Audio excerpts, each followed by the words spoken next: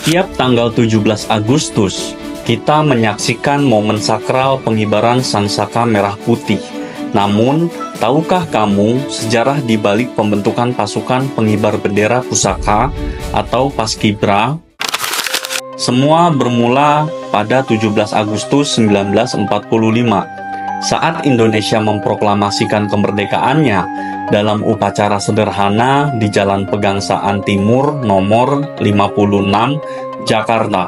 Sangsaka Merah Putih untuk pertama kalinya dikibarkan. Bendera itu dijahit langsung oleh Ibu Fatmawati, istri Presiden Soekarno. Pengibaran bendera dilakukan oleh pasukan kecil yang terdiri dari rakyat biasa dan pemuda-pemudi yang tergabung dalam panitia persiapan kemerdekaan Indonesia. Momen ini menjadi simbol keberanian dan harapan bangsa. Tahun 1946, ide membentuk pasukan khusus untuk mengibarkan bendera mulai digagas oleh tokoh-tokoh nasional. Namun, baru pada 1967, Presiden Soeharto meresmikan pembentukan Paskibraka, pasukan pengibar bendera pusaka, untuk melestarikan tradisi pengibaran bendera saat upacara Hari Kemerdekaan di Istana Negara. Sejak saat itu, setiap provinsi di Indonesia mengirimkan 2 wakil, seorang putra dan putri, untuk menjadi bagian dari Paskibraka tingkat nasional. Mereka adalah generasi muda terpilih yang mewakili semangat dan keberagaman bangsa. Paskibra tidak hanya sekedar pasukan pengibar bendera, mereka adalah simbol disiplin, kerja keras, dan cinta tanah air. Proses seleksi ketat, pelatihan fisik dan mental, hingga latihan baris berbaris mengajarkan mereka tentang tanggung jawab dan kebangsaan sebagai generasi penerus bangsa. Upacara pengibaran bendera yang berlangsung khidmat setiap 17 Agustus adalah wujud rasa syukur atas kemerdekaan. Tradisi ini mengingatkan kita pada perjuangan para pahlawan dan pentingnya menjaga persatuan. Selain di tingkat nasional, Paskibra juga berperan penting di daerah-daerah.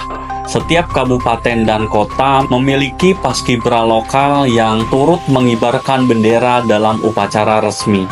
Mereka menjadi kebanggaan masyarakat setempat dan simbol persatuan di tingkat daerah. Melalui perannya, Paskibra menjadi pengingat bahwa semangat kebangsaan harus terus dijaga oleh seluruh rakyat Indonesia. Sejarah Paskibra adalah bagian penting dari perjalanan bangsa Indonesia. Melalui pengorbanan semangat dan dedikasi, tradisi ini akan terus hidup dan menjadi warisan bagi generasi mendatang. Kita bukan sekadar mengusir pemerintahan Belanda dari Indonesia. Revolusi kita menuju lebih jauh lagi daripada itu. Revolusi Indonesia menuju 3 kerangka yang sudah terkenal. Revolusi Indonesia menuju kepada sosialisme.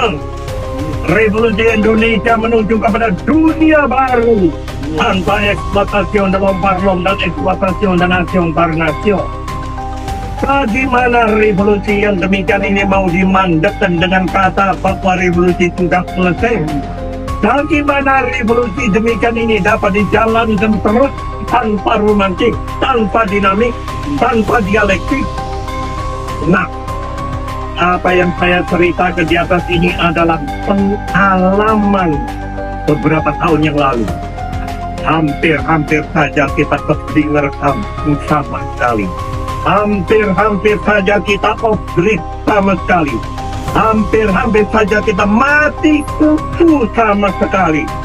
Kalau kita tidak letak banting setir ke jalan benar kembali, dan dengan itu memberi kembali kepada revolusi Indonesia, ia punya romantik, dinamik, dan dialektik. Dengan koreksi banting setir ini, kita kembali beri kepada Revolusi Indonesia. Ia punya jurusan, ia punya arah, ia punya direction. Dengan itulah maka pada permulaan pidato gini, karena itulah maka pada permulaan pidato ini saya berbicara tentang pengalaman di masa yang lampau dan jurusan untuk masa yang akan datang.